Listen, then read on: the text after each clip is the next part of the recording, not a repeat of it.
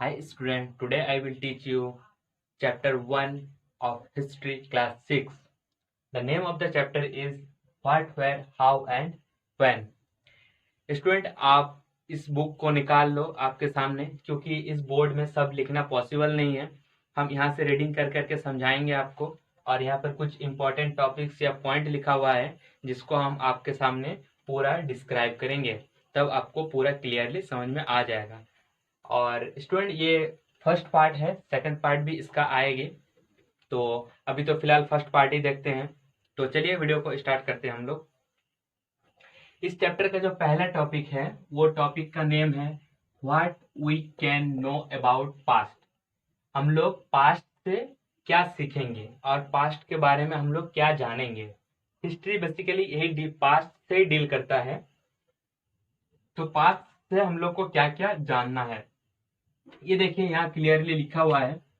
People का clothing कैसा था, फूड कैसा था, हाउसिंग कैसा था, और lives of the hunters, rulers, farmers, merchants, priest, artist etcetera. What kind of games they are playing, तो किस किस तरह के उन लोग गेम्स खेलते थे और इन सब का जीवन यापन कैसे चलता था, वही सब के बारे में हम लोग को पास्ट से जानकारी मिलता है। और एनसीईआरटी बुक देखिए, वहां पर ये लिखा हुआ clearly, there are several things we can find out: what the people ate, the kinds of clothes they wore, the house in which they lived. We can find out more the lives of the hunters, herders, farmers, rulers, merchants, priests, craftsperson, artisan, musician, and scientists. We can also find about the games children played, the story they heard, the play they saw, the song they sang. मतलब ये चीज हम लोग past से जान सकते हैं। अब इसका जो नेक्स्ट टॉपिक डील करता है what did people live. People रहते कहाँ थे, तो यहाँ पर देखिए लिखा हुआ है people had lived along the banks of the river. People जो थे वो कहाँ रहा करते थे, banks of the river, river के किनारे रहा करते थे। रिवर के किनारे रहने का दोस्तों बहुत सारा फायदा है। इसमें फायदा यह है कि उन रिवर के किनारे जो सॉइल होता है वो फर्टाइल लैंड होता है, जिसके कारण एग्रीकल्चर में बहुत ज्यादा सुविधा मिलता है। और दूसरी बात, वहां पर पानी का अवेलेबिलिटी रहता है तो एग्रीकल्चर आसानी से होता है। तीसरी बात, वहां पर बहुत सारे जंतु जानवर आते रहते थे पानी पीने, जिससे उन लोग उसको मार के अपना भोजन बना सके। तो ये चीज एक रिवर के किनारे ज्यादा फैसिलिटी दायक होता है। ये देखिए दोस्तों यहाँ लिखा हुआ है the main crops were wheat और बार्ली था, वो मेन क्रॉप्स था। और ये कब का है, ये 8000 ईयर एगो की बात है। उस टाइम क्या कैटल रेयरिंग भी इंसान ज्यादा पसंद करते थे। First rice grown north of Vindhyas, पहला जो राइस उगाया गया था वो कहाँ उगाया गया था, north of Vindhyas.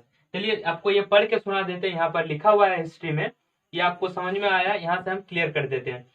People had lived along the banks of the river of several 100,000 years.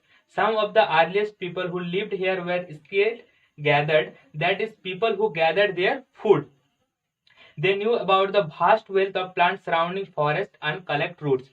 उन लोग को फॉरेस्ट के बारे में बहुत ज्यादा जानकारी था और डिफरेंट प्लांट के बारे में भी जानकारी था, जिससे उन लोग अपना रूट्स वहां से जो खाने की चीजें वो ले आते थे या मेडिसिन का चीजें वो लोग वहां से बना लेते थे।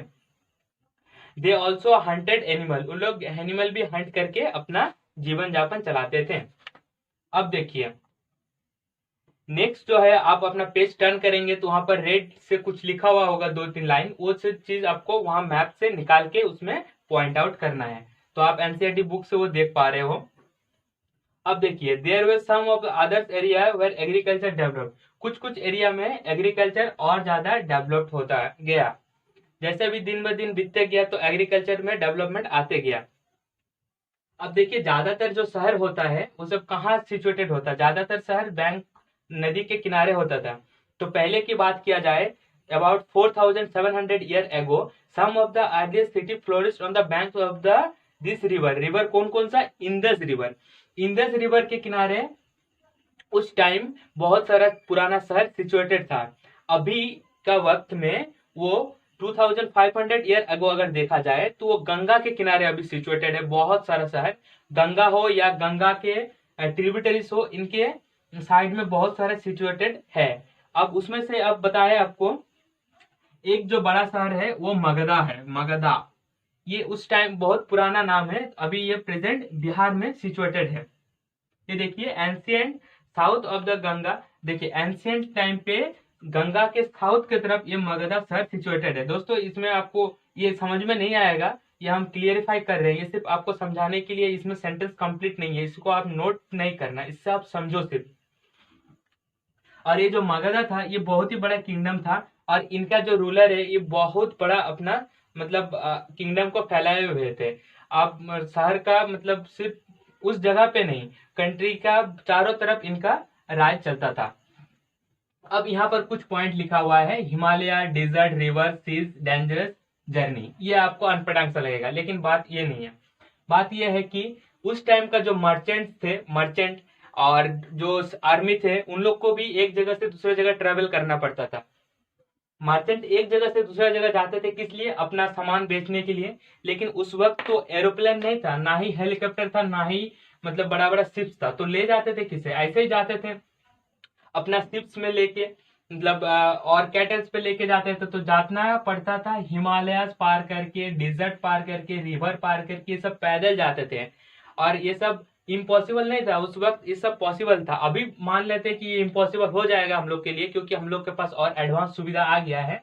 तो इस उस टाइम का मर्चेंट जो होते थे इस रूट को पार करके आते थे, पहली बात। दूसरी बात, किसी को मजबूरन आना पड़ता था। मजबूरन किनको आना पड़ता था? जो फ्लड से या ड्रॉट से पीड़ित थे, मतलब कहीं पर बाढ़ आ गया हो, कहीं सूखा हो, तो वो तो उस जगह पे उन लोग तो अपना बसवास नहीं कर सकते हैं, तो उन लोग को फिर आना पड़ता था, वो नेचुरल डिजास्टर के कारण इस चीज को पार करके आना पड़ता था। क्योंकि जीवन है तो जीना तो पड़ेगा, इसलिए पार तो आना ही पड़ेगा। और समटाइम्स जो आर्मीज होते थे उस टाइम का, राजा का जो आर्मीज, उन लोग एक जगह से दूसरा जगह जाते थे, किस लिए? क्योंकि एक किंगडम से दूसरा किंगडम, दूसरा राजा को हरा के उनका जगह लेने के लिए, तो उन लोग को भी इसी रास्ते से पार होके जाना पड़ता था। तो ये सब चीज बहुत डिफिकल्ट लग रहा है अभी के टाइम पे, लेकिन उस टाइम ये सब पॉसिबल था। ये देखिए मर्चेंट, अब कुछ कुछ जो पीपल होते थे, मर्चेंट होते थे, वो क्या करे, एक जगह से दूसरे जगह जब आ गए, और खास करके ये सब इंसान जो फ्लड से पीड़ित थे, ड्रॉट से पीड़ित थे, इन लोग क्या करते थे, दूसरे जगह आके बस जाते थे। अब दूसरे जगह जब बस जाएंगे, वहां पर एक चीज है कि इन लोग का कल्चर उधर चल जाएंगे या उधर का कल्चर इधर चल जाएंगे। इसमें क्या होता है, कल्चरल का इंटरचेंज हो जाता है, सिर्फ कल्चर का नहीं, साथ में रिलीजियस का होता है, और डिफरेंट डिफरेंट चीज का, मतलब उन लोग का जो रिलीजियस प्रैक्टिस है, कल्चर है, सब का इंटरचेंज हो जाता है, क्योंकि हर जगह तो कल्चर सेम नहीं है। तो इसी तरह करके कल्चर जो चीज है वो इंटरमिक्स हो गया है। अब वहां पर जब कोई बस गए, सेटलमेंट कर लिए इस नदी के किनारे, यहाँ नदी के किनारे जो बैंक ऑफ द रिवर, बड़े बड़े शहर के किनारे कोई सेटलमेंट हो गए, तो उस वक्त क्या करते थे वो लोग, अपना मतलब एक्टिविटी बढ़ाते थे। जैसे कि स्टोन को कर्विंग करना स्टार्ट करते थे, स्टोन कर्विंग करके बहुत बड़ा बड़ा मंदिर बनाया गया है, बहुत बड़ा बड़ा स्टेचू भी बनाया गया है। और उन लोग अपना म्यूजिक कंपोजिशन करने लगे, डिफरेंट टाइप्स ऑफ कुकिंग सीखने लगे, जिससे उन लोग को रहने का और बेटर तरीका मिल गया। यही चीज लिखा हुआ है एनसीईआरटी बुक में, हम पढ़ के सुनाते हैं आपको। ये देखिए, यहां से शुरू करते हैं। Himalayas desert, rivers and seas made journey dangerous at that time but never impossible, so man and women move for search of livelihood. जैसे बोले कि जीने के लिए जाना ही पड़ेगा। So also escape from natural disaster like flood and drought. Sometimes men and merchant armies conquering other land beside merchant travels with carnivals or ships. जैसे कि बताए शिप से ट्रेवल करके जाते थे उन लोग। तो ये सब जो चीज है ये आपको एनसीईआरटी में यही लिखा हुआ है, तो हम थोड़ा शॉर्ट करके बताए हैं, तो हम क्लियरली यहाँ कर दे रहे हैं, तो इसको नोट ना करें, हम बार बार बोल रहे हैं स्टूडेंट, इस चीज को नोट ना करें, आपको समझ में नहीं आएगा। अब नेक्स्ट हम लोग बढ़ते हैं आगे। नेक्स्ट का जो चीज है वो है नेम्स ऑफ द लैंड। अब नेम्स ऑफ द लैंड से क्या पता चलता है कि ये जो इंडिया और भारत जो नेम पड़ा, ये कहाँ से पड़ा और कैसे पड़ा। ये बहुत सारा इंटरेस्टिंग, बहुत ही बड़ा इंटरेस्टिंग चीज है। हम लोग जहां पर रहते हैं उनका नाम कहाँ से पड़ा, कैसे पड़ा, वो जानना जरूरी है। तो पढ़ के सुनाते हैं आपको एनसीईआरटी में, फिर यहाँ से आपको समझाएंगे। Two of the words we often use for the country India and Bharat. The word India comes from the Indus called Sindhu in Sanskrit. Indus कहाँ से आया है? संस्कृत में आया है। पहले इसका नाम इंडिया नाम आया है इंदस से, और ये सिंधु से आया है इन संस्कृत। संस्कृत में लिखा हुआ था ये, और ये बहुत पहले की बात है। और जब ईरानियन और ग्रीक जब इंडिया में आने लगे, ये कब की बात है, 2500 ईयर्स एगो की बात है। और इन लोग जब नॉर्थ वेस्ट साइड में आने लगे तो दे वर फेमिलियर विद द इंडस, तो उस वक्त उन लोग इंडस रिवर से फेमिलियर थे। तो उसका जो इंडस रिवर से जब फेमिलियर थे तो आगे जब क्या किया उन लोग, जब ईस्ट में सिचुएटेड हो गए, ये देखिए land east of the river, जो land east of the river में सिचुएटेड था उनको उन लोग क्या बोलने लगे, इंडोस बोलने लगे या हिंदोस, HINDOS या AINDOS। देखिए ये लिखा हुआ है आपका बुक में। तो इस नाम से वो लोग प्रचलित होने लगे। तो जैसे इस नाम से प्रचलित होते लगे तो धीरे धीरे ये बढ़ के इंडिया में आ गया, और ये इंडिया अभी एक कंट्री के लिए यूज किया जाता है। और नेक्स्ट नेम जो है भारत, ये भारत कहाँ से आया, द नेम भारता was use for the group of people who lived in north east. जो ग्रुप ऑफ पीपल कहाँ पर रहते थे, नॉर्थ वेस्ट, ईस्ट बोल दिए, ग्रुप ऑफ पीपल जो नॉर्थ वेस्ट में रहा करते थे उन लोग को भारता बोलते थे। और ये कहाँ से आया है ये name exactly, and they are mentioned in the Rigveda, ये ऋग्वेदा में मेंशन्ड है। अर्लीस्ट कंपोजिशन इन संस्कृत, जो ऋग्वेदा अर्लीस्ट संस्कृत में लिखा गया है उसमें ये कंपोज किया हुआ है पहले तरीके में। लेटर बाद में ये क्या किया गया, बाद में ये दोनों नेम को एज ए इंडिया और भारत को एक कंट्री के लिए यूज किया गया। तो ये यही था फर्स्ट तीनों का। और आपको अगर इस तीनों में से किसी चीज में प्रॉब्लम आई है तो आप कमेंट करके बता दो कि इस चीज में प्रॉब्लम आई है, हम आपको क्लियरिफाई कर देंगे। और ये फर्स्ट पार्ट था, इसका सेकंड पार्ट फिर से आएगा, तो नेक्स्ट डे आपको सेकंड पार्ट मिल जाएगा। तो वीडियो अगर अच्छी लगी हो तो लाइक कर देना, शेयर कर देना, कमेंट कर देना, और चैनल को सब्सक्राइब करके रखना नेक्स्ट वीडियो के लिए। तो थैंक यू स्टूडेंट, मिलते हैं नेक्स्ट वीडियो में।